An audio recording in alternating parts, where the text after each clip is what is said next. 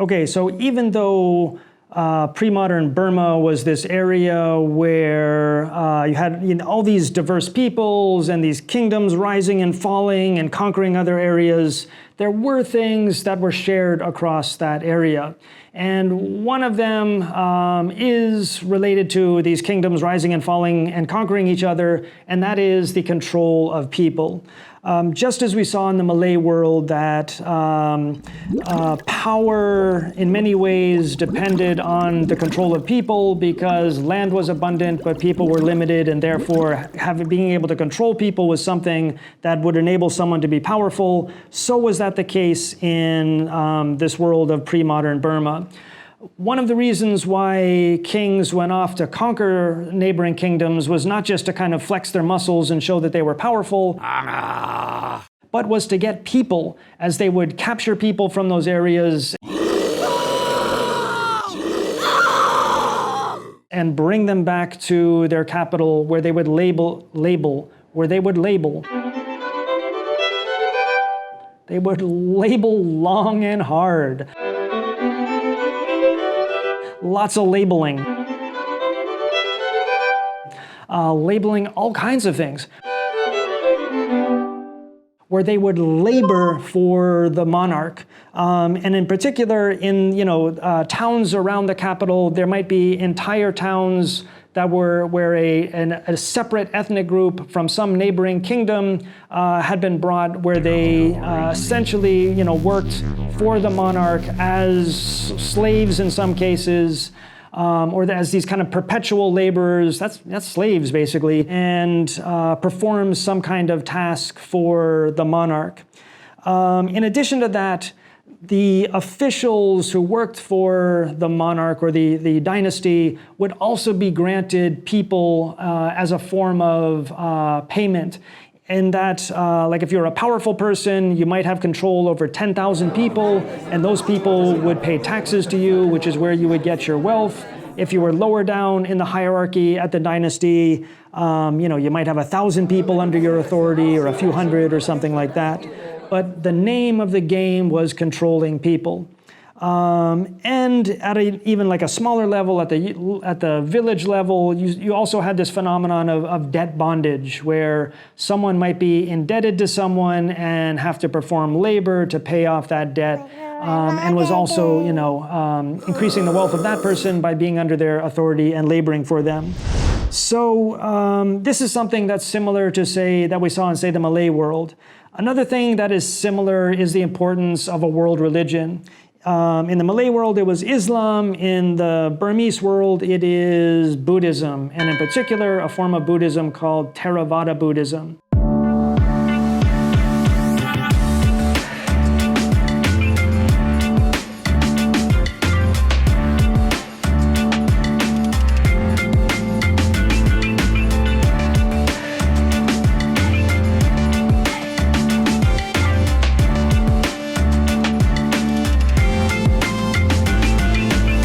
In Theravada Buddhism, the institution of the monastery is very important, and monasteries house monks who study about the religion, who practice it, and they are supported by the people in neighboring villages who offer them food every day to sustain them, and who give money and other forms of wealth to the monastery to sustain it as well. This is something you would have found across this region, as virtually every village would have at least one monastery where monks would live, and that would be supported by that community. The monks would practice the religion for their own salvation, but they would also try to help out the people in the village, to try to encourage them to lead morally upright lives, and to help them deal with the powerful forces in the world that might be affecting them. But as was the case in the Malay world and in the Philippines, there are some things that even powerful religious figures can't control, and that was also the case in Burma. Unfortunately, for Burma, there does not, at least as far as I can tell, there does not seem to have been a spirit that took the form of a woman whose head separated from her body and then went flying through the night, carrying her internal organs and lapping up the blood of a newly born baby or something like that. So unfortunately, again, as far as I can tell, but correct me if I'm wrong, they do not have the tradition in Burma or Myanmar today of creating horror movies of those ghosts. So this is really where we see the edge of Southeast Asia. This is where the Southeast Asian world comes to an end. Of course, the Burmese or in Myanmar, they still have horror movies.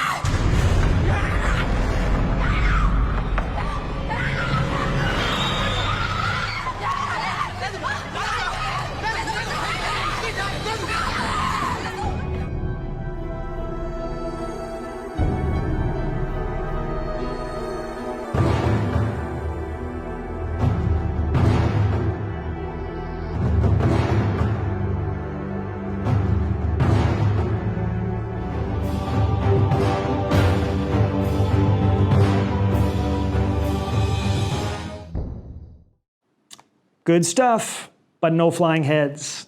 Bummer. So in any case, no flying heads, but they've got something pretty darn cool to replace that, and that is gnats. 3, 2, 1. Here we go!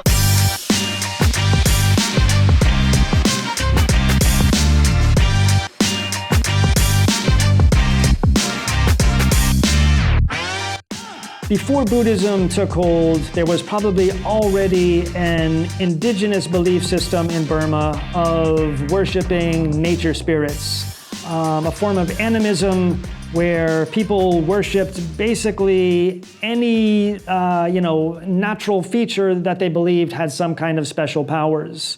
In doing so, they created stories about these natural features, and the spirits that they believed lived there came to take on kind of human forms, and therefore they had human names and could be represented in human form and came to be worshipped.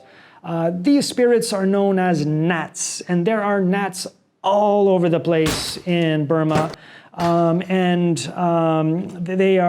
can do good things, they can do bad things, but you have to deal with them. And like I said, the religious figures, the Buddhists, they can help you out with the next life, but they struggle to deal with the gnats who are affecting you in this life. And for that, you need a special person. And just as in the Malay world, they have the Bomo or the Dukun, and they've got the Babaylan in the Philippines, so in Burma did they have a figure, the Nat Kada, or the Nat wife.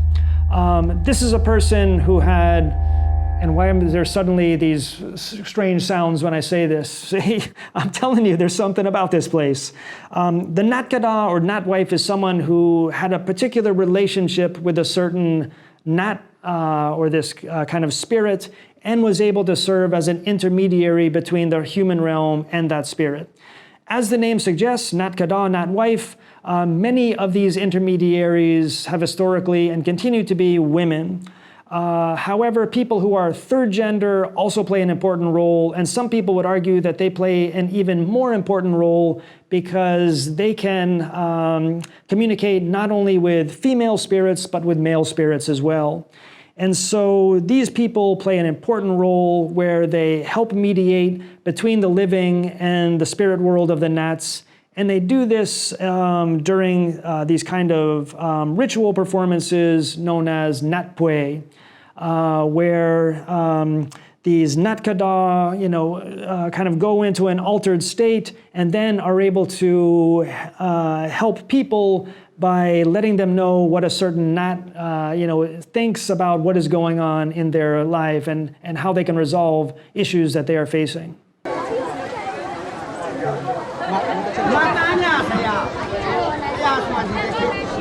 They must be coming to the Nagaro.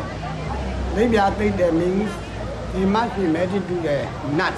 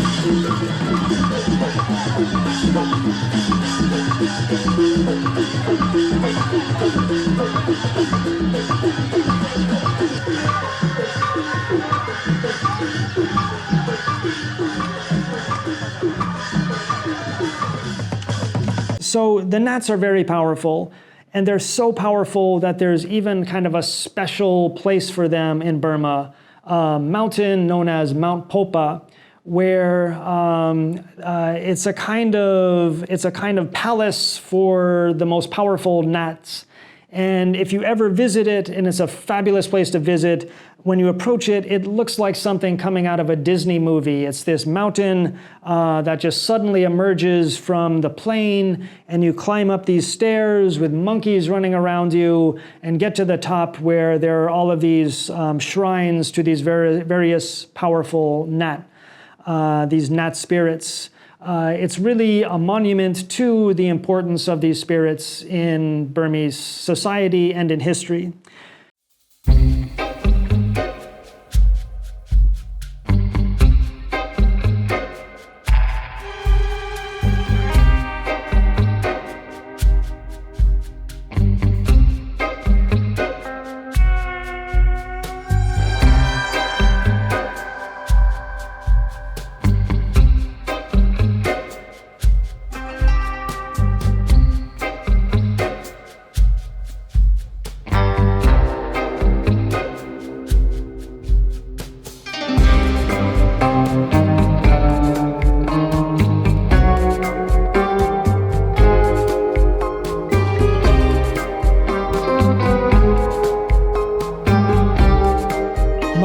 God, I totally just got kidnapped by gnats.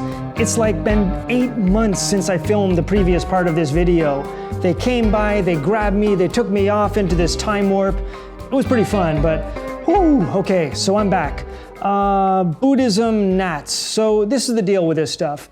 What we find here in Burma or Myanmar is the same thing that we find in other places, in that you get this outside world religion, Buddhism in this case, coming in and interacting with indigenous beliefs. And what happens as a result is you get this kind of combination, but there's a hierarchy that emerges.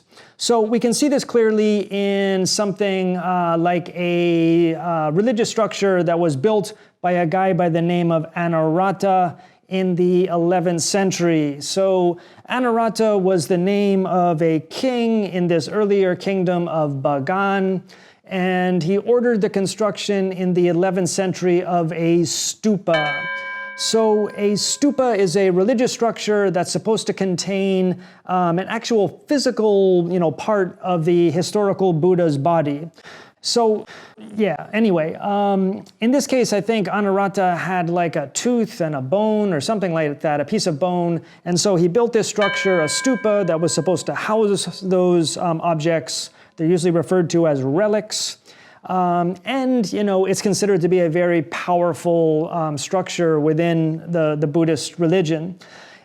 Going beyond that, though, what Anurata did is around the periphery of this stupa is he had these little shrines built for some of the most important gnats.